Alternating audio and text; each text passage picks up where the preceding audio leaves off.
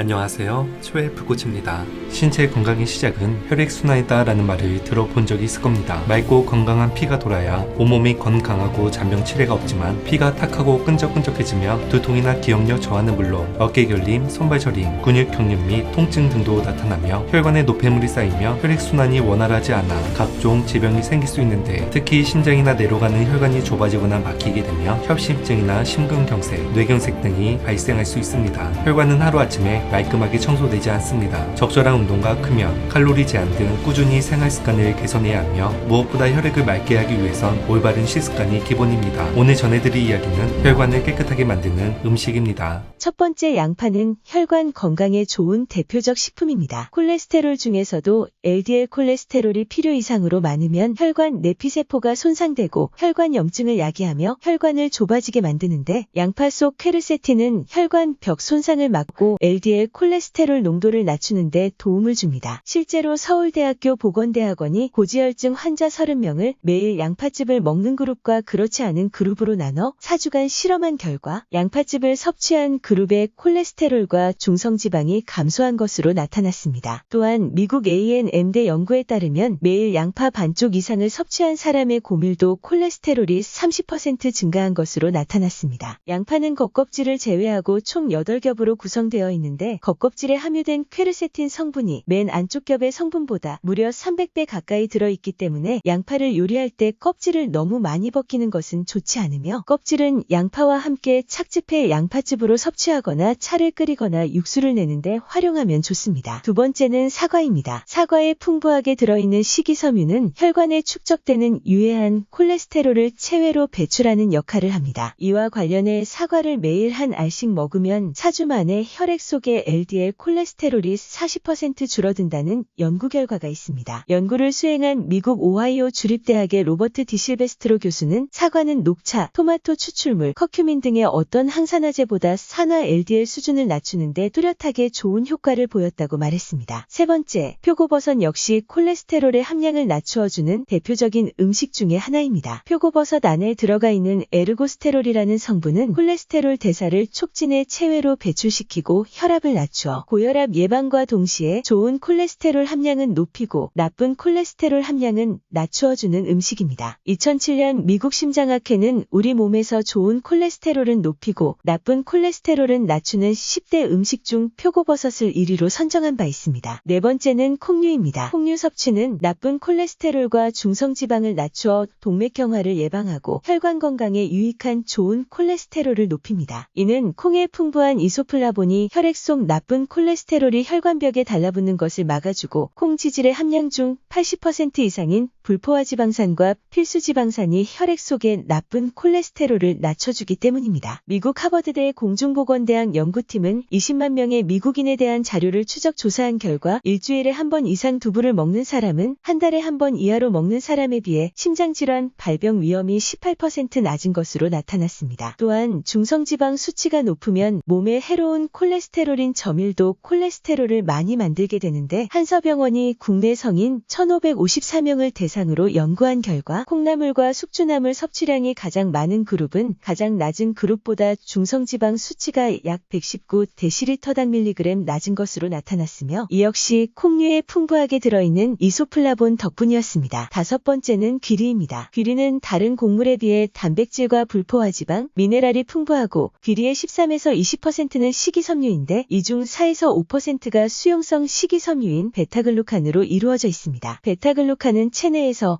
물리적 성질인 점도가 증가해 담즙의 재흡수를 억제하고 배출시킵니다. 이때 간은 새로운 담즙을 생성하기 위해 콜레스테롤을 사용하고 이 과정에서 혈중 콜레스테롤 수치가 감소하게 됩니다. 1997년 미국 식품의약국은 베타글루칸을 하루 3g 이상 섭취하면 심혈관계 건강에 도움을 줄 수 있는 영양소로 승인했으며 미국 심장협회 역시 혈액 속 나쁜 콜레스테롤 감소에 좋은 식품 중 하나로 꼽은 식품이기도 합니다. 여섯 번째는 견과류와 견과류와 등푸른 생선입니다. 포화지방은 나쁜 콜레스테롤이 간으로 들어와 분해되는 것을 막기 때문에 분해되지 못한 나쁜 콜레스테롤은 다시 몸속을 떠다니게 되고 결국 전체적인 콜레스테롤 수치도 상승하게 됩니다. 반대로 견과류와 등푸른 생선에 풍부하게 함유된 불포화지방산은 포화지방산과 달리 간세포의 기능을 높여 나쁜 콜레스테롤의 분해를 돕기 때문에 혈중 콜레스테롤 분해가 촉진되고 혈중 수치가 낮아지게 됩니다. 실제로 2015년 미국 심장협회 지엔 아몬드를 매일 섭취하면 LDL 콜레스테롤 수치와 복부 주변 지방의 양이 감소한다는 연구 논문이 실렸으며 2017년 영양학 저널에서는 아몬드가 HDL 콜레스테롤 수치를 높였다는 연구 결과가 발표되었고 미국 심장학회에서는 심장 건강을 위해 일주일에 최소 2회 등푸른 생선 섭취를 권장합니다.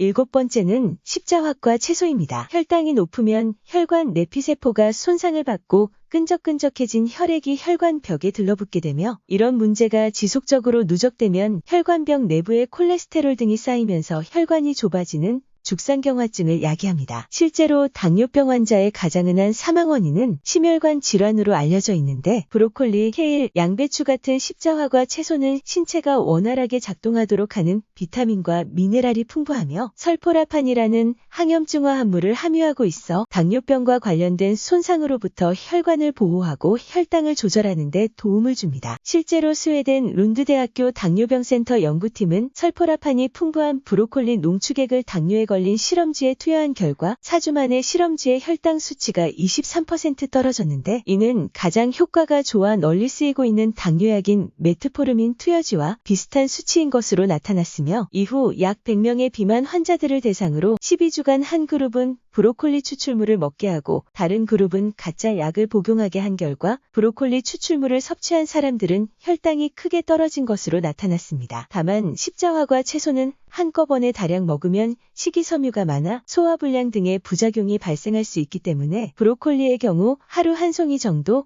양배추의 경우 하루 4분의 1통 정도를 몇 끼 나눠서 꾸준히 섭취하는 것이 좋습니다. 오늘 준비한 영상을 여기까지입니다. 시청해주셔서 감사합니다.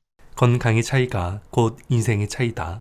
시청해주셔서 감사합니다. 행복한 하루 되시길 바랍니다.